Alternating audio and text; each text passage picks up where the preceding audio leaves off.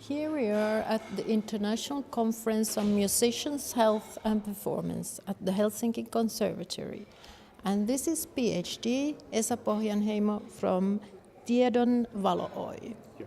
You have a long experience in dealing with problems. Well, I have a long experience with different kinds of organizations and for some 30 years as a consultant in different roles. You started by talking about groups and difficulties in groups, but groups always consist of individuals, and individuals have certain requirements according to you.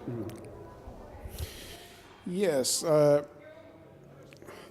applied this model of Esko Keskinen, who was the professor in psychology in University of Turku, and he has divided these social skills which is needed into 3 areas, and then there are subgroups in each of them.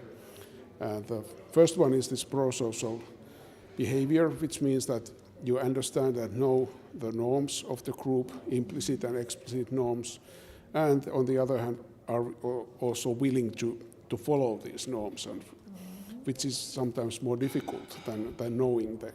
Then there's anticipation is the second area, which means that you can anticipate the behavior of other people. For example, what kind of humor is accepted and what kind of communication generally works in this context. And on the other area of this anticipation is that you make yourself anticipated. For example, behave in a consistent way and don't yell suddenly for other people and so on.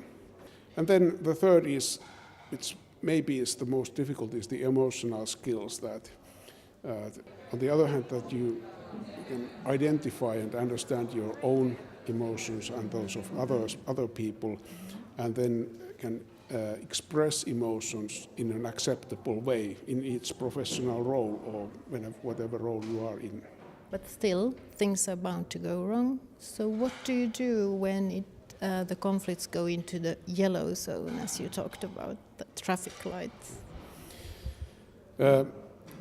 When it's light yellow, it's typically not my problem, because then leaders and members of the work community try to solve them themselves, which is always a good thing.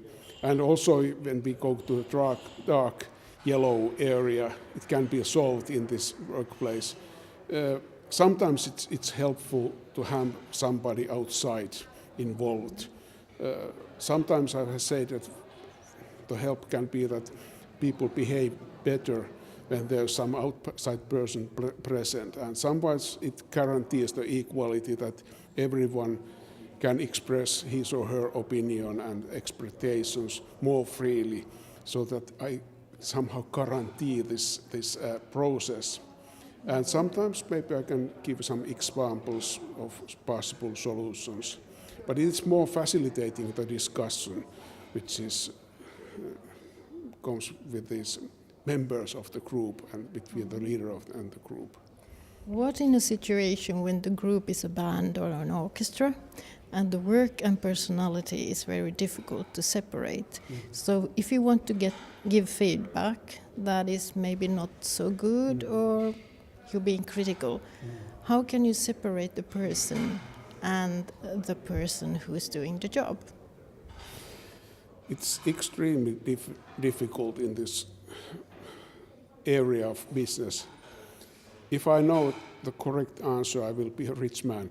But it's often said that you should, when giving feedback at work, you should separate the person and his or her behavior and actions, what he or she has done. And when there is no such clear difference, so it's extremely difficult. And I don't know, I don't have any really good advice, but I mean that you have to be even more sensitive and maybe start by asking about the person's own analysis of for example, his or her playing, and maybe give some suggestions on what could improve the quality of playing or something like that, but not directly evaluate or not give this kind of critical feedback. It will be difficult to receive. Also in other circumstances, not only as an artist. Oh yes, that's true, and but it's even more so in this kind of artistic context. What are the most common problems in groups or things that cause conflicts? I would like to mention two. The first, that some people doesn't get along very well.